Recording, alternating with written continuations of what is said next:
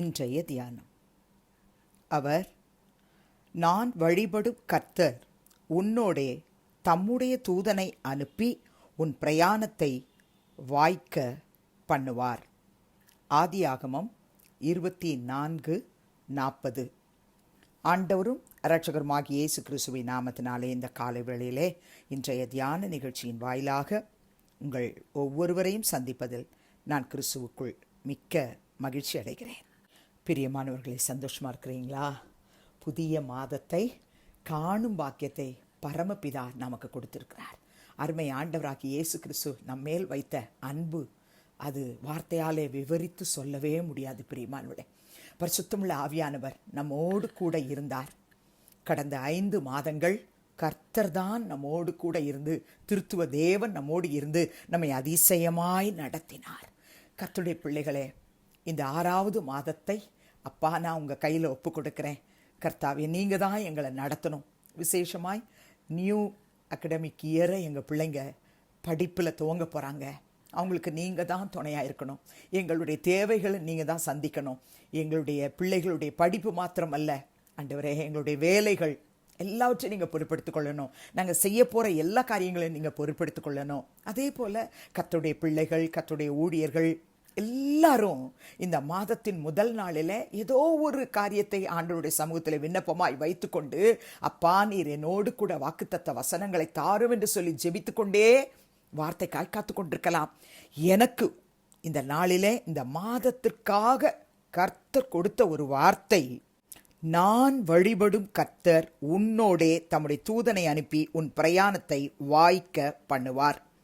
இந்த மாதம் பிள்ளைகளுடைய படிப்பாக இருக்கலாம், வேலையாக இருக்கலாம், ஊழியமாக இருக்கலாம், பிஸ்னஸாக இருக்கலாம், எதுவாக இருந்தாலும் கர்த்தர் நம் ஒவ்வொருவருக்கும் சொல்லுகிற ஒரு வார்த்தை என்னவென்றால், உங்கள் பிரயாணமாக இருக்கலாம், உங்கள் காரியமாக இருக்கலாம், அதை வாய்க்க பண்ணுவேன்.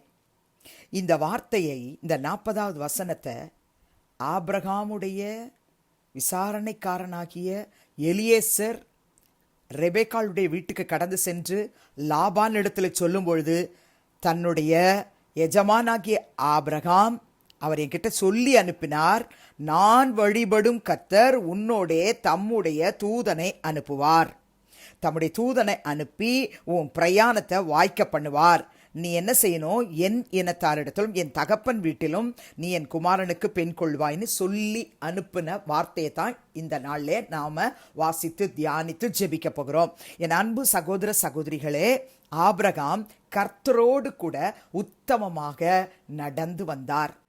நீங்களும் நானும் கூட சொல்லலாம், ஆபிரகாமை போல நான் கூட கர்த்தரையும் கர்த்தருடைய வார்த்தையையும் நம்பி விசுவாசித்தான் ஒவ்வொரு நாளும் கடந்து வந்திருக்கிறேன். அப்படியானால் நமக்குத்தான் கர்த்தர் சொல்லுகிறார், என் மகளே, என் மகனே, இந்த மாதத்தில் நான் என்னுடைய தூதனை உனக்கு உன் கூட அனுப்புவேன், உன் பிரயாணத்தை வாய்க்க பண்ணுவேன்.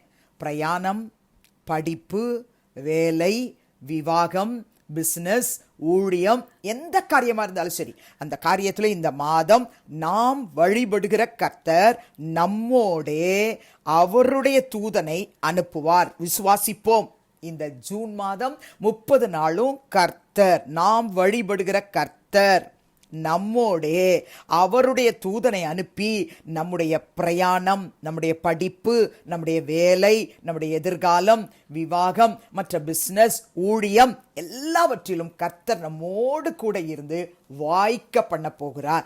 நாம ஒரே ஒரு காரியத்தில் ரொம்ப எச்சரிக்கையாக இருக்கணும். நம்ம கர்த்தரோடு நடக்கிறோமா, விசுவாசத்தோடு நடக்கிறோமா, உத்தமமாய் நடக்கிறோமா? நம்ம ஆதியாகமம் 5ஆம் அதிகாரத்தில் 22, 24 வசனத்தில் பிரியமானவர்களே, ஏனோக்கை குறித்து நாம் வாசிக்கிறோம். தேவனோடு சஞ்சரித்து கொண்டிருந்தார்.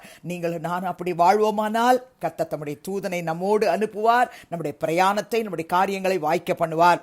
ஆதியாகமம் 6:9 வசனத்திலே வாசிக்கிறோம், நோவா அவனுடைய காலத்தில் இருந்த எல்லாருக்கும் மத்தியிலே உத்தமமாய் நீதிமானாய் கர்த்தரோடு கூட சஞ்சரித்து கொண்டிருந்தார். கர்த்தர் அவனை காத்தார். உங்களோடு கூட கர்த்தர் சொல்லுகிறார், என் மகளே, என் மகனே, நீங்கள் வழிபடுகிற கர்த்தராகிய நான் என்னுடைய தூதனை உங்களோடு கூட அனுப்புவேன்.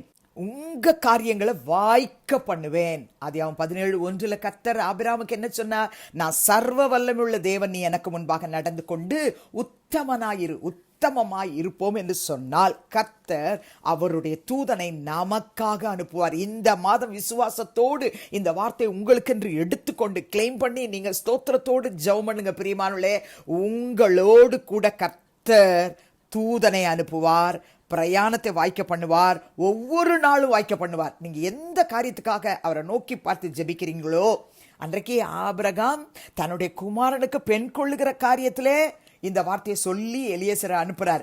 உங்க காரியம் எதுவோ அந்த காரியத்தில் கர்த்தர் தம்முடைய தூதனை அனுப்பி உங்கள் காரியங்களை இந்த மாதம் வாய்க்க செய்வார். யாத்ராகமம் 23:20 நாம் என்ன வாசிக்கிறோம்? வழியிலே உன்னை காக்கிறதுக்கு, நான் ஆதித்தம் பண்ணின ஸ்தானத்துக்கு உன்னை கொண்டு போய் சேர்க்கிறதுக்கு இதோ நான் ஒரு தூதனை உனக்கு முன்னே அனுப்புகிறேன். கர்த்தர் உண்மையாகவே மோசே கிட்ட கர்த்தர் தம்முடைய ஜனங்களுக்காக அவர்களை வழிநடத்தி கொண்டு போகும்போது இந்த வார்த்தை சொல்றார், நமக்கும் சொல்றார், தூதனை அனுப்புவேன், உன்னோடு கூட அனுப்புவேன், உன் காரியத்தை வாய்க்க பண்ணுவேன். யாத்ராகமம் 33:2 கர்த்தர் மோசே கிட்ட சொல்ற வார்த்தையை பாருங்க, நான் ஒரு தூதனை உங்களுக்கு முன்பாக அனுப்பி கானானியர், எமோரியர், ஏத்தியர், பெர்சியர், ஏவியர், எபூசியர் எல்லாரையும் துரத்தி விடுவேன். சத்துருக்கள் எல்லாம் துரத்தி விட்டு காரியத்தை வாய்க்க பண்ணுகிற மாதம். கரங்களை விட்டு ஒரு அல்லேலூயா சொல்லுவோம். சங்கீதம் 1:3 நமக்கு தெரிந்த வசனம், அவன் நீர்க்கால்களின் ஓரமாய் நடப்பட்டு தன் காலத்தில் தன் கனியை தந்து இலையுதிராதிருக்கிற மரத்தை போல் இருப்பான், அவன் செய்வதெல்லாம் வாய்க்கும். இந்த மாதம் நீங்கள் செய்கிற காரியங்கள் எல்லாவற்றையும் கர்த்தர் வாய்க்க பண்ணுவார்.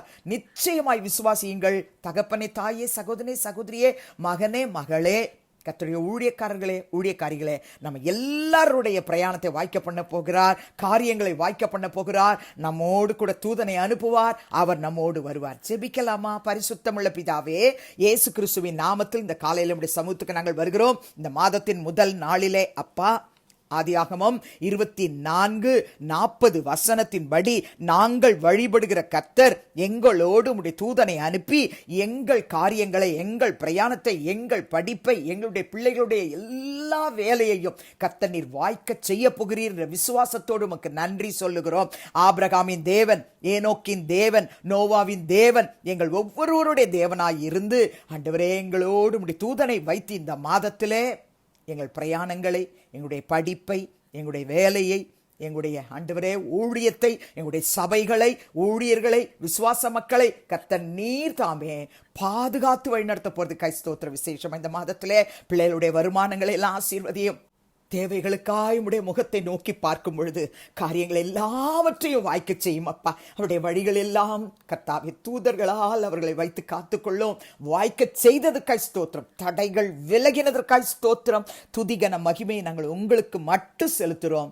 இயேசு கிறிஸ்துவின் நாமத்தில் வேண்டிக் கொள்ளுகிறோம் பிதாவே, ஆமேன். கிறிஸ்துவுக்குள் பிரியமானவர்களே, இந்த மாதம் ஆதியாகமம் 24:40 நாம் வழிபடுகிற கர்த்தர் நம்மோடே தம்முடைய தூதனை அனுப்பி நம்முடைய பிரயாணம், படிப்பு, வேலை, ஊழியம் எல்லாவற்றையும் கர்த்தர் வாய்க்க செய்து ஆசீர்வதிப்பாராக, உங்களோடு இருப்பாராக, உங்களை நடத்துவாராக. ஆமேன்.